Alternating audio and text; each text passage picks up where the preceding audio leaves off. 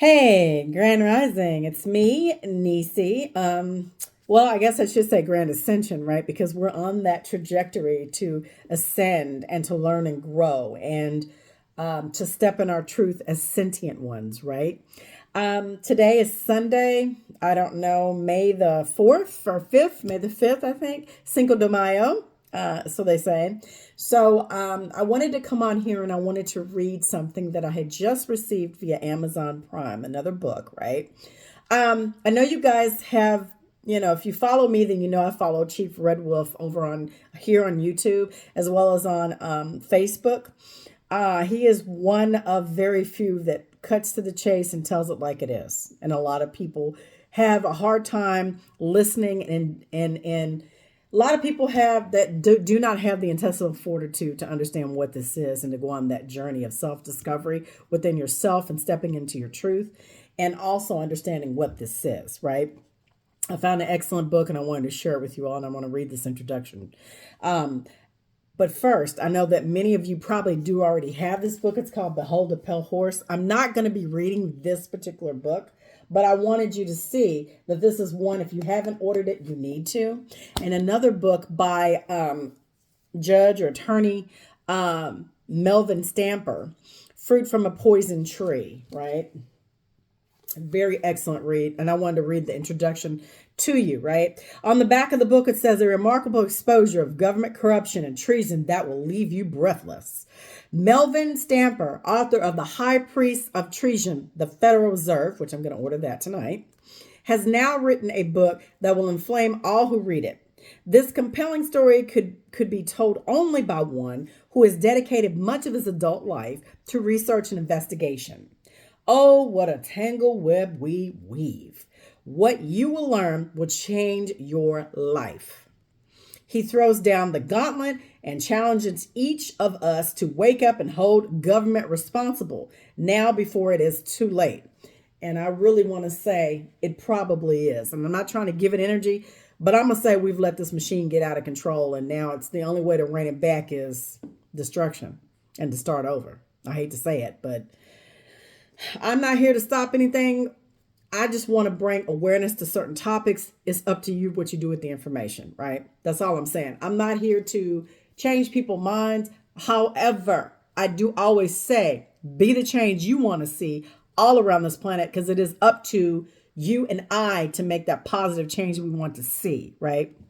So it says, his first book, High Priest of Treason, was just the beginning, and this appears to be the accumulation of all of his efforts. The fruit from a poisonous tree, will linger in your thoughts for months, if not years, to come, guaranteed.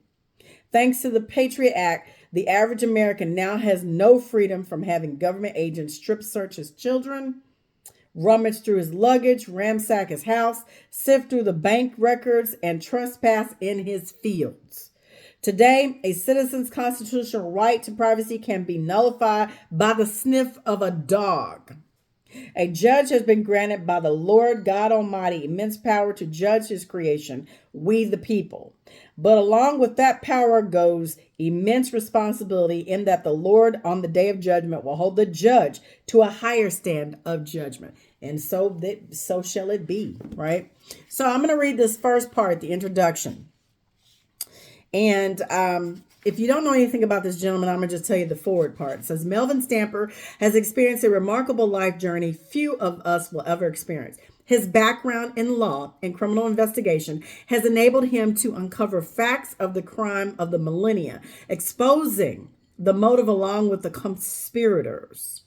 The subtle and not so subtle threats from the government agencies that he was investigating merely served as a motivating force and confirmation of his investigation.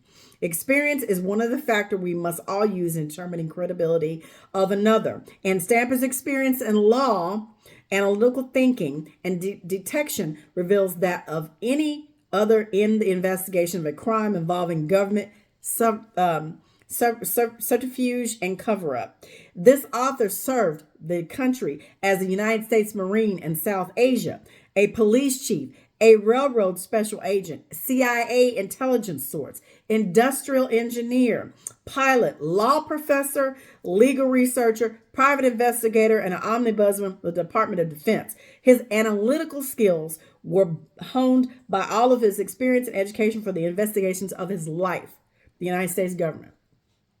My personal relationship with the author has spanned 2 decades, and he never stops amazing me with the information he covers. Get comfortable and hold on to your hat. And this is by J. Randolph Appleby, municipal judge, and he's retired, Newark, New Jersey.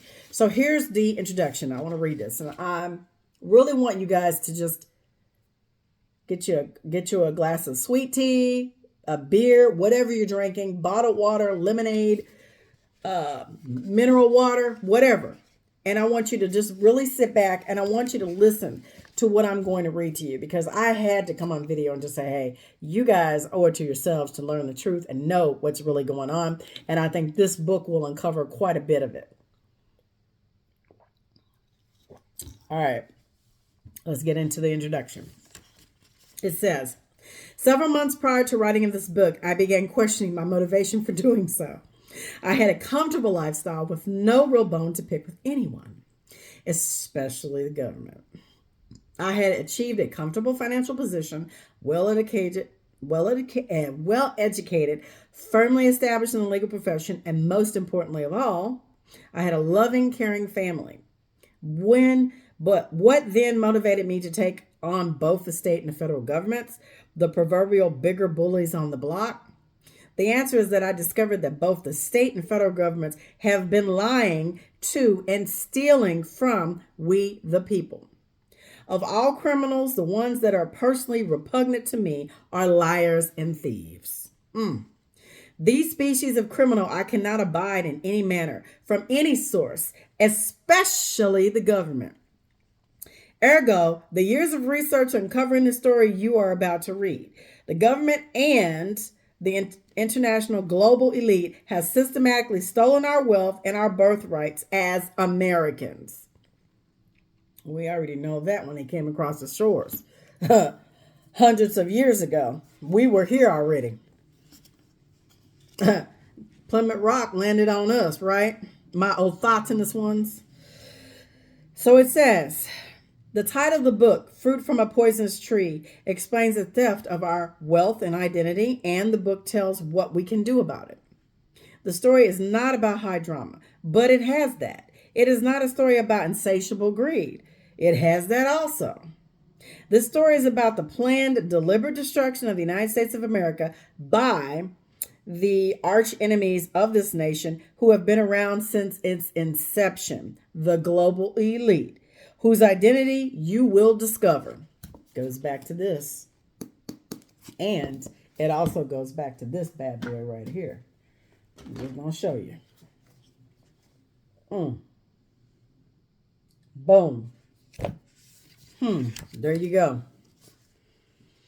During my investigation, I became so overwhelmed by government's deceit and unabashed arrogance that I went back to the history books trying to identify the point at which our republic swerved onto the destructive path towards democracy, where our creation, the government, servant of the people, became the master and we became the servant. I'm going to read that one more time for the people in the back row. Did you catch what I said? We are not a democracy, people. This is actually a republic. And these laws are based on thousands of years ago from Tartary. Let me get to that. All right. Let's keep reading. I went back to the history books trying to identify the point at which our republic swerved into the destructive path towards democracy, where our creation, the government, servants of the people, became the master and we became the servant, where the non-productive, who are consumers of the public treasury, elect politicians who promise them ever more government benefits at the expense of the majority of productive, wealth-producing Americans. This is the democracy we live in today and our founding fathers' worst nightmare. And let me tell you something. They weren't our founding fathers. That's the story that's been pushed in our public educational system here in the United States. They weren't the founding fathers. They radicalized the Constitution. That's what they did. They ratified it. They adopted what was already in place, people. I know that's hard for you, some of you to sink that in because you've been programming and nurtured into this existence, but that's the truth. And if you do your research, you'll understand that. So it says, this change from a public form of government to our present democracy was a silent and insidious. There are many contributors to this metamorphosis who we might fault, but inside and outside of government, such as teachers, clergy, judges, politicians, but laying the blame would solve nothing. Ultimately, we the people, you and I, we the people, right, are to blame. We are responsible. We have permitted both state and federal governments to have control over our children's education, which has resulted in the dumbing down of generations so that most of us cannot detect the slow perversion of our freedom. And then they push this agenda, and I'm not even going to get started on the alphabet soup groups. I'm just going to leave that alone. Thomas Jefferson cautioned us that freedom is not free. The price you must pay for freedom is eternal vigilance. As a people, we have for many years been apathetic to the Congress, the president, and the judiciary, so much so that we never noticed the subtle diminishing changes that were occurring to our freedom. Right in plain sight, we have not been vigilant. Somewhere along the way, this plan for a republic went dreadfully wrong. Without any constitutional authority, the republic was transformed into a democracy. Do you know they have a bill now that if 1 million of us get together, that's against the law? That's a federal law now, that we can't have more than 1 million people in one place at one time. That's bullshit. This is our ancestral soil. I said that. Ours. Okay? You came over here and you set up all these bullshit ass laws, and you brainwashed everyone into this nurtured lie. And I said that because it's the truth. Big brother for you watching. Now, the presidents, that fake ass presidents, about 4 of them. Now the president makes law by executive order, again, without constitutional authority. The Congress is powerless because of fierce partisanship and the constant pursuit of money from the international corporations needed to perpetuate this their political lives. Let me put it that way, to perpetuate their political lives. The result is that they do nothing to check and balance the other runaway branches of our government. There are no checks and balances. It's all word. It's all written speech, right?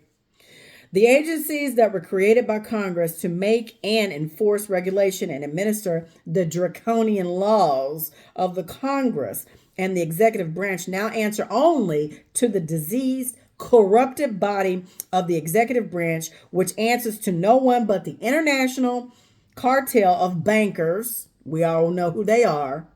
Philanthropists and senior level policy wonks. Okay? These incomprehensible laws of Congress, especially the taxing statutes, are patently unconstitutional in their application to the citizens of the 50 states. But the seizure of the productive people's wealth of the benefit of the non-producing minority and the imprisonment of those who resist this stuff have been ratified by a corrupted federal judiciary and Supreme Court. That briefly sums up our present-day democracy and the state of the union. You won't hear that on CNN. Where did it all go wrong? You're about to find out, and you are not going to like it one bit. I truly believe that many of the problems we have with the government and the judiciary today stem from the deliberate bastardization of the English language by those in government, aka learning legalese. The laws of English grammar are totally inflexible. It is absolutely impossible for any English speaking nation that prides itself on the assertion that it is a nation of law and not of men without adhering to a strict discipline in the use of the English language and grammar to be anything other than a nation of men without law. Proper English is essential in the drafting of those national laws. Otherwise, tyranny will always be the end result. The Supreme Court has pontificated the Constitution and is a living, breathing document that, as such, it must evolve with the changing society that it governs. This majestic body of legal intellectuals, in this process of any ever evolving society, must interpretate the organic Constitution for us, the ignorant masses. Preposterous, right? That's what he says. The Constitution is written in plain English so that anyone with a fifth grade education can understand its simple meaning. It isn't written in Russian or Chinese and doesn't need interpretation. Does the Constitution get cold or hot, sick or diseased? Does it get old and senile? The Constitution is not a living, breathing document. It's a dead tree, dead tree that was processed into paper so that the eternal ideas and heavenly concepts of men governing themselves could be preserved for future generations. Now, who's in the government? Are they human? They walk around and look like us, but are they really us? What I'm going to say to that. The visions and concepts immortalized in the Constitution cannot evolve with our society because man, by the very nature of being man, rarely rises to the higher level of nobility.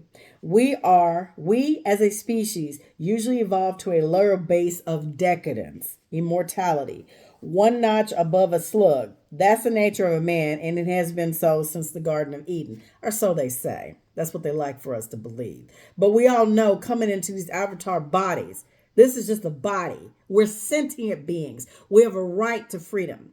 We have a right to bear arms, and we have a constitutional right for freedom of speech.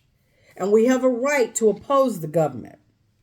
That is our birthright, our God-given right, right? But it's the way they set everything up when we came into this existence. We don't question. Like Rockefeller said, he wanted a nation of workers and not thinkers. Critical thinking has gone out the window nowadays. Anybody who has an opinion is labeled anti-Semitic and slap a censor over their mouth. And then they're taken out. What do they call it? Cancel culture. These people right here have a lot to do with it. That's all I'm going to say. Let's keep reading. The United States Constitution, this document that learned justices say must evolve to keep up with our society, is why we are the only nation in the entire existence of human race to ever promise life, liberty, and the pursuit of happiness to all of its citizenry, and then deliver on that promise. Look around and determine for yourself if we are a moral society that must have evolving constitution to keep up with us. Our government has taken from us our common law and the protections it afforded in and replaced common law with government-made vulgar law called statutory law that strips us of our freedom by creating legal fictions and compelling performance from those legal fictions which common law did not. Did y'all get that? Statutory law. All right. First one. And it says, as a nation, we have more citizens in prison than any other country. And in the world, over 2 million. And 90% of the crime of which they are accused of is victimless crimes. The law they violated most likely was paid for by corporations to protect them from us. And if you go look at the percentage, what is the percentage of people behind bars? Now, true enough, there's some people that truly do need to be there, all races and colors and creeds, right? But what I'm saying is the autochthonous man, you know, if they couldn't ship us off to Libya, Sierra Leone, Dominican Republic, Virgin Islands, all these other places, if they couldn't kill us and ship us off, they had to imprison them. They had to. There's no other way. See, See how that works? We, however, are the problem. Because we operate like the tool of the new king, and we do his bidding without questioning whether the law is a good law or a bad one. It is our responsibility as jurors to ask those questions, but we have let the prosecutor and the judge tell us what the law means instead of using God's gift of intelligence to discern for ourselves. I'm going to read that one more time. It is our responsibility as jurors to ask those questions, but we have let the prosecutor and the judge tell us what the law means instead of using God's gift of intelligence to discern for ourselves. We are responsible for determining not only the facts, but also the law. If that were not true, then we would still have legal slavery and be persecuting people for helping slaves escape under the Fugitive Slave Act. That law was interpreted and upheld by the courts of the time. Decent jurors who did not agree exercised the right of jury nullification, the most cherished right as we Americans possess. Jury nullification. We now have replaced morality with abortion on demand. And if we do not kill our children in the womb, we tax them to death the moment they are born. The moment they're born.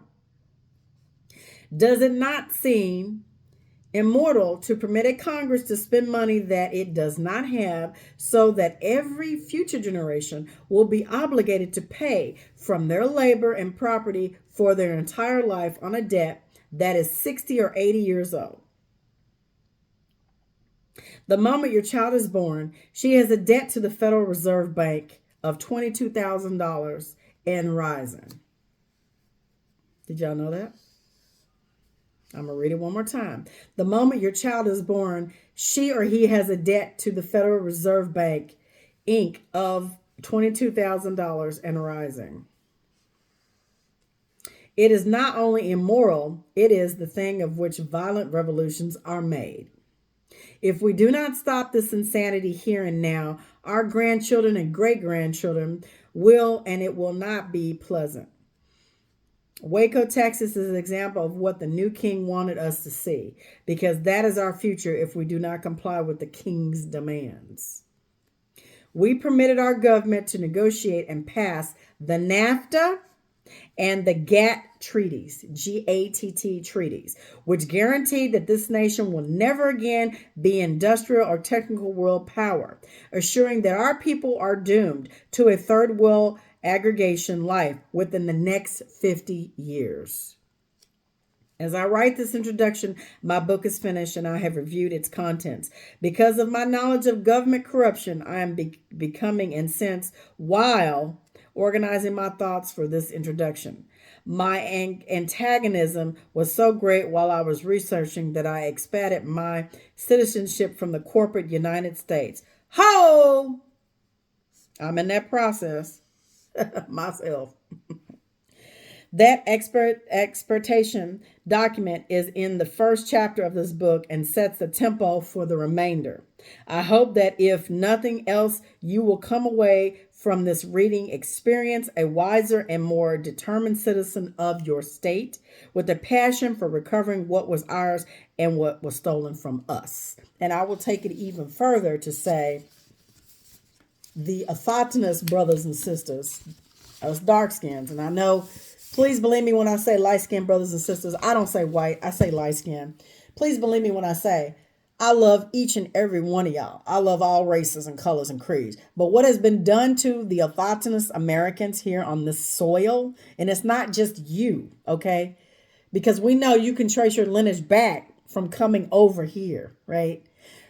We here in the United States who are Afatanus can trace our lineage here from the jump. Very few of us have people that came over on ships from Africa. And I can say unequivocally, because I've done my genealogy and I'm still working on it, that I have one half of my family that came over on those ships, right? Because they were light skinned. And I have the other half that was already here. So I'm just saying to you that we've all been lied to. So it doesn't matter what race you are. Here in the United States, if you're a natural born citizen here, yeah, you should be angry. So that was the introduction to the book. I'm not going to read chapter 1. I've already started flagging it and highlighting there. And this is going to be a good read. I'm probably going to, at some point, maybe read parts of chapter 1 to you guys. But I know Chief Red Wolf probably already has this book. It's a good one. It's definitely a good read. Chapter 1 is very lengthy. Chapter 2 talks about the magicians. It says, the people who walked in darkness have seen a great light. They lived in a land of shadow, and now the light is shining on them. Isaiah 9:2. Interesting.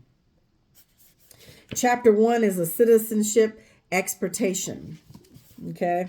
So that is chapter 1 that I'm going to get into. I've already started reading it, and I've got my flags here as I'm doing, and I'm highlighting things. So I wanted to share the introduction with you because I know if you're a passionate reader and you want to expand your knowledge, especially here in the United States, of our educational system, which was bullshit from the jump. You know, they educated us in what they wanted us to be, right? And so, you know, people take highly consideration of degrees and of schooling and education. Nothing wrong with that. I'm not throwing shade on anybody who has education and who's degreed. My point is that if you're educated within the system, then really, truly, you would move differently than what you do. If you really know the truth and you value those degrees, you would move a lot differently than what you're doing now. And that's the truth. That is the truth of the matter. And that's my own personal opinion. And I've come to learn that, especially over these last 4 years. So anyway, thank you guys for joining me. I hope you enjoyed the reading. I wanted to keep it short. I'm at 26 minutes, 27 minutes. And so I'm going to give you back the rest of your time tonight. I appreciate you so much. And as I always say after every video, be the change that you want to see all around this planet, because it's up to you and I to make that positive change. Nobody else is going to fix this shit, you guys. It's going to be up to us as a people, as one, moving as one unit to come together and to fight this tyranny, right? And no, this is not a radical mark. This is not something that I'm saying that, you know, I'm just simply saying we need to exercise our rights. We are all sentient beings, and the shit that's going on right now, our ancestors are rolling over in their graves. And some of them are to blame for it, but I'm just simply saying they're rolling over in their graves at the bullshit that's going on right now. Especially, I no longer even really watch TV. I'm going to tell y'all that. I really don't. I turn the TV off and because it disgusts me. It really does. I know it's propaganda, and I don't believe the shit that they say. I watch the news for the weather and just for the local stuff, and I can only take so much of that. When it gets into politics and world news, yeah, I can't stomach the bullshit. I really can't. I have a hard time listening to the lies that they spew on TV. So I don't even know why I pay for cable. I don't know. I don't even have cable. I have a streaming service, but I don't even know why I pay for it because I rarely even listen to the shit. You know, like I said, it's weather only. Anyway, I hope you guys have a great evening, and I'll be back for another reading. I'll talk with you guys soon. Bye.